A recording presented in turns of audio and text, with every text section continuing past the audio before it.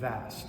And it's a relatively small space, but we managed to get an enormous amount of stuff in here. So kids of all ages, parents, grandparents, the whole deal. We'll find something here that's interesting and fun, and will change the way they see picture books, and maybe change the way they see pictures and art. Okay. So keep talking and walking. We're here. So we're now coming into the sort of the hall that leads into my space. My space is behind this triumphal arch. You see here, the kind of thing I've been drawing on the big pad. And I wanted to create a little corner of Rome, basically, which is why I chose the colors I did. I always think of the sky being blue in Rome, the terracotta colors of the bricks and of the painted stucco on the buildings. So when you come in here, you can see the clouds give you an indication of the beginning of the process and then the end of the process where I begin to know what I'm doing.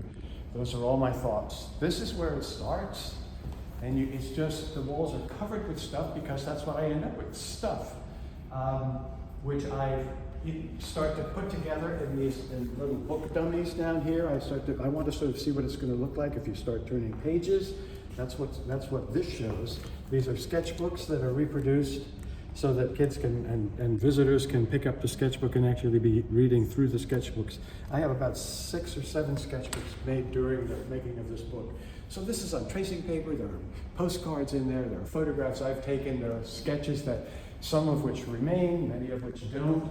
Gradually I sort of moved into telling a story with different characters that would help me explain the city of Rome. I threw that away, got rid of the characters, and ended up just with the pigeon because it was simpler and more straightforward. And I really want to talk about, the buildings and the spaces in Rome. And back here, I've now got finally a sketch for what will become each double-page spread of the book. And you can see it's become more focused. The style is beginning to be established. And although they're still rough sketches, these are relatively quickly drawn, but I draw them over and over and over again, so you do get quicker at it, let's face it. This is actually a blow-up from one of the pages in the sketchbook, which is why it's still rough, but this is the space, the Pantheon, which you see here in the finished drawing. So we took one drawing, hand with the pen, one drawing to kind of give you a sense of what they look like when they're complete. But you see what I mean by the old-fashionedness of it. It's very technical looking. And here's the entire book, spread out on the wall, so you can see how we got from basically all of this over here. So it's about this process. It's about going through this search for the right way, the right style, the right story or non-story.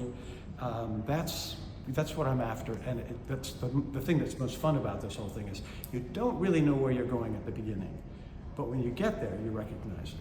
And if you're lucky, you end up with a bunch of drawings that can actually be put into the book. So I had the cherubs basically bring this one down to this size so that it can fit into the space directly behind that. That's where it goes in the sequence.